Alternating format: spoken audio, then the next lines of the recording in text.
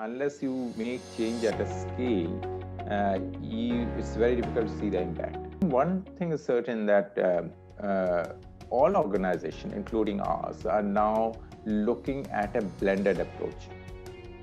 So while we understand that the face-to-face interaction at classroom is essential and very critical, we are looking at opportunities to blend it with online materials and online training.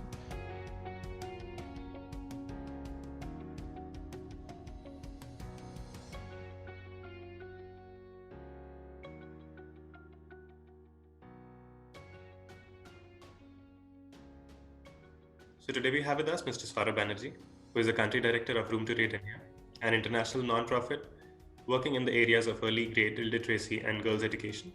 He has close to 25 years experience in the elementary education sector and working for government, non-government, and donor organizations. Before Room to Read, Sourav worked with the USAID, where he led conceptualizing, designing, and managing of education and skill development activities. He has also been closely associated with the initial planning, implementation, and monitoring of Sarva Siksha Abhiyan, a flagship Government of India program for universal elementary education, and the largest education reform program in the world. Sourav has participated in various government programs, review missions as a Government of India and World Bank nominee, and has served in various government committees at different points of time. Thank you so much for joining us, Mr. Sourav. It's a pleasure to have you today. Thank you, Deepak. So just to set the context, so what is the vision that Room to India is driving, and how do you intend to achieve the same? So Room to Read was formed with this vision that world change starts with educated children. And that's something that we deeply believe in. As an organization, we intervene in two critical stages of a child's education journey. One is the foundational stage, because we believe that foundational literacy is key to any learning that happens later in life. So that's one area of our intervention where we talk about foundational literacy and try to improve foundational literacy skills among children. And the second time when we intervene is with girls during the adolescent years, because that's where we find that girls drop out the most, which is like after crossing primary school. That's where you find a lot of our patriarchal practices, girls being withdrawn from school, used for household work, married off early, and all of that. So that's another area where we intervene at that time. And what we do is essentially provide girls with a set of life skills that would help them to negotiate their key decisions in life and basically stand up against any barriers to education. So the objective is that we'll want to help the girls to complete their education and have the skills necessary to take key decisions further in their life. So these are the two areas that we intervene, and we believe that if we intervene in these two areas, effectively we are creating more educated children and girls, which is ultimately going to lead to a world change. Interesting. And like you also work with a lot of government projects. So the one major one being the Sarva Siksha Abhiyan. So what are some of the insights that you can just share with us that you gathered around that time of working with those projects, or the other ones that you're working on with the government? And these could be anywhere around the students or the teachers or even the parents as a stakeholder. Well, I mean, I have been working in the education sector for quite some time now. And while I was with the government, that was way back in 94, 95 onwards till about 2006, a couple of programs, flagship programs of the governments were designed at that time, the district primary education program followed by the Sarva Siksha Abhiyan. And I was part of many of those programs, designing and conceptualization. One thing that surprises me is like it's been about 20 years now on this sector, and some of the issues seem to remain the same. I mean, we're still talking about quality of education. We're still talking about children not being able to read and write at their levels. So we're still talking about gender discrimination in education and all kinds of discrimination, equity issues. So at one stage, it looks like, the more you change, the more everything remains the same. I think the couple of things that I understand are very unique to India. One is just the volume. I mean, we're looking at 200 million children, 4 million teachers. I mean, it's like huge amount of the volume is just humongous. The second thing that I think is very unique again to India is the sheer diversity of languages, diversity of cultures, diversity of, I mean, all kinds, economic, social, everything, which makes it difficult to bring about change. Finally, I think education in India, I think, has remained, the education system has remained very bureaucratic. And we have, in spite of all our best efforts, we have not been able to come out of that. So this large volume and this bureaucracy, I think it somehow impedes the ability of the system to change quickly. I mean, it's like a huge juggernaut. I mean, to move it requires a huge amount of effort. And I think I won't say that efforts have not been taken. I mean, there has been a lot of efforts taken by government, and to think in perspective from where we were at the time of independence to where we are now, definitely things have changed. I mean, we have the Right to Education Act now, we have access issues mostly resolved, but still to take the final leap to kind of make change in education quality, that's something that has still not happened, I guess. And somewhere I think it's also a question of a political will. And political will doesn't mean just announcements and intents. Intent, I think, is still there in many governments, many politicians. But the intent followed by action is where we kind of lack, I think. I mean, so you might hear politicians talk a lot about education, importance of education, but then you see the actions, the government policies, the government procedures, it doesn't kind of justify the intent that they keep on saying. So, and I believe that if there's a political will to change, things should change.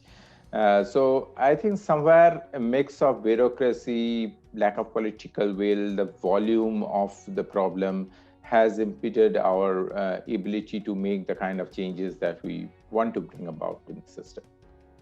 True.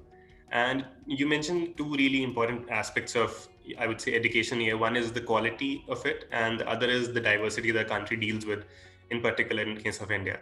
So how would you say that we can align the content that goes out in terms of the books or the reading material or the curriculum that is being given to the students to align with kind of the outcomes that we want to achieve through the learning that happens in schools? I think that's a very important point that you raised, because content. So I think one thing that's for certain and for sure is that you cannot have everything centralized.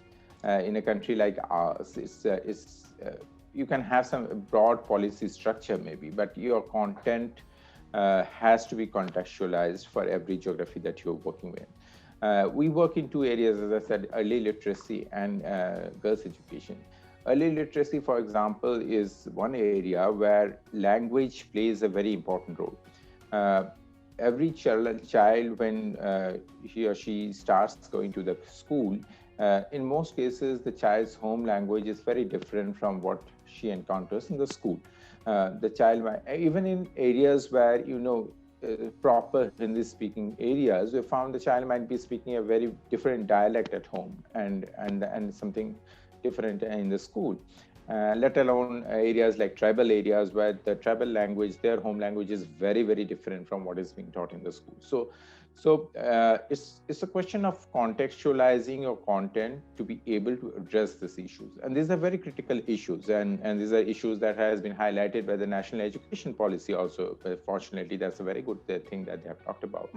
And the need to teach a child in his or her home language, and then slowly you might transition to the state language that we all agree that the child needs to know the Hindi, the English, and all of those languages. But how do you transition from starting with the child's home language and build on that? Currently, if you go to a large number of schools in our country, let alone, the teachers in most cases don't even acknowledge the child's language, let alone build and work on that. So I think there are those serious issues that Room to Read has always tried to address. So in our programming, we have always made it sure that all our content are very contextual.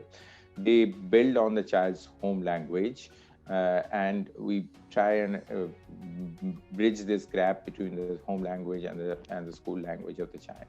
So these have been, and all the story books that Room to Read publishes has also been, we have consciously decided that we are not going to publish in English because there's already a lot of English literature available. But we would rather want to kind of publish in the local languages, definitely the state languages, and in some cases we have also published in things like Marwari, Chhattisgarhi, and in tribal languages as well. So our content has always been aligned to address the diversity needs of the country, and I think that's how it should be. I mean, it's in a democratic country like ours, I think it's important that states have their own say in deciding this kind of content to make it more contextual to their children. True, and I couldn't agree with more.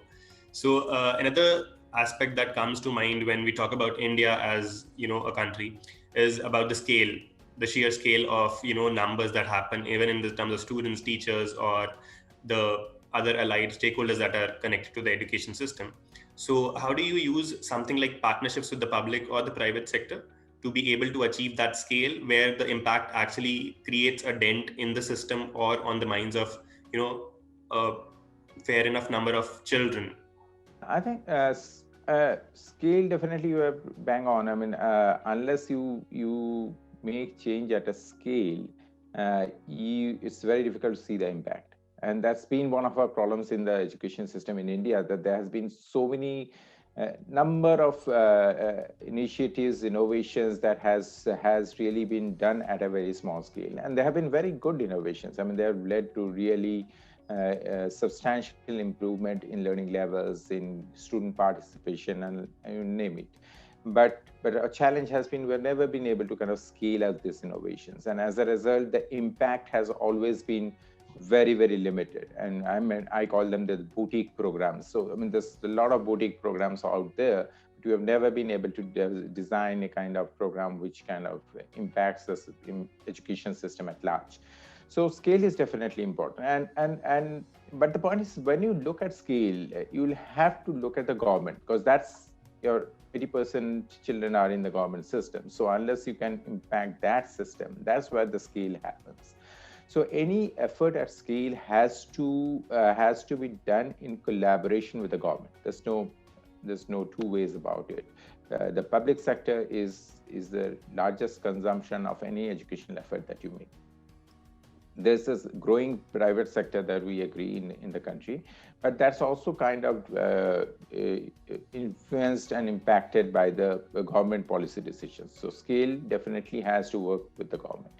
The private sector is also an equal and important contributor. The private sector comes in, one, in terms of funding, of course. In many cases, private sector brings in the kind of funds that the government is not willing to either allocate or spend.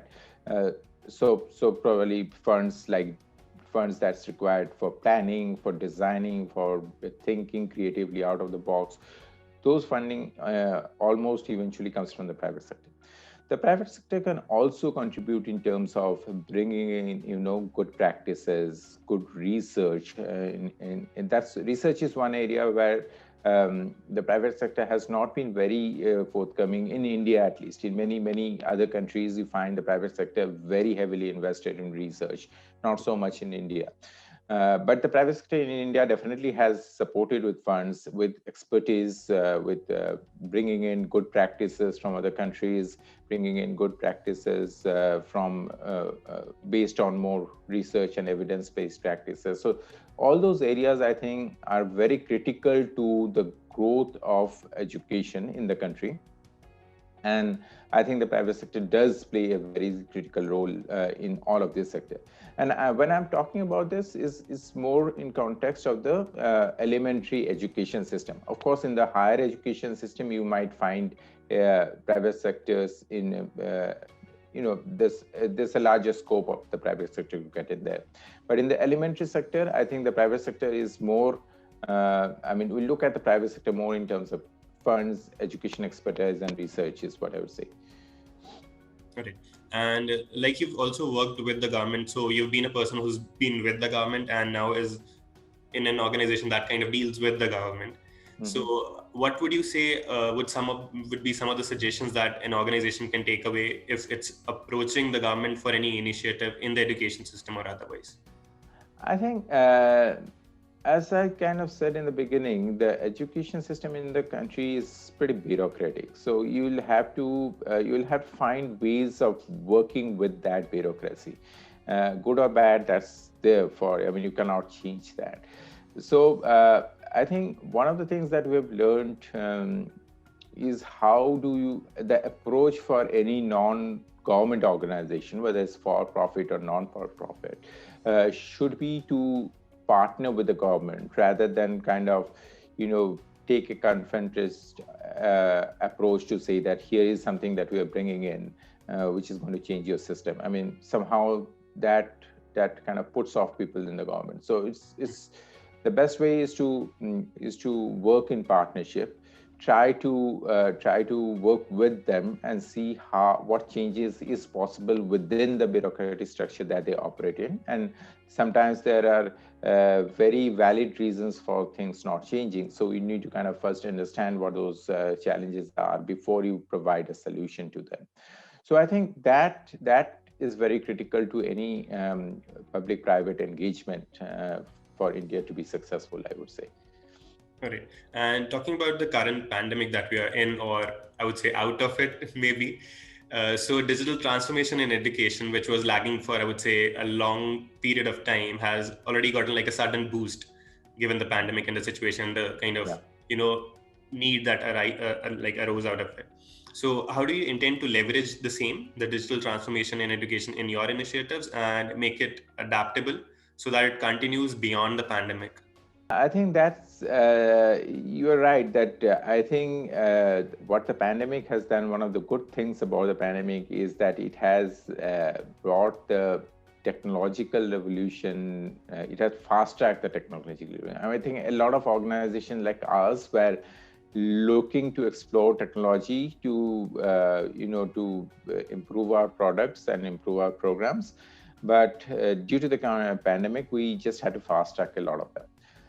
So in terms of, say for an organization like ours, what we did is we quickly pivoted our activities to ensure that that our curriculum, our products, our TL learning materials that we develop are offered online. So we developed online versions of, say, reading videos, of life skills training, of reading instruction training, and all of that.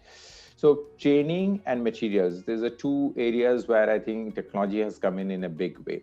I think most governments have shifted almost to a online-based training program. Earlier, all trainings used to be face-to-face. Now every government is going in for online training. And materials, again, a lot of materials have been developed by governments, curated by governments, found for profit and non-profit organizations, and they're all now available in various forms and shapes and sizes, and they're being disseminated through various channels. You find content being disseminated through the digital channels, web platforms, definitely, but also through things like WhatsApp and Telegram groups, through radio, through television. So there's a lot that's happening in terms of online content and training.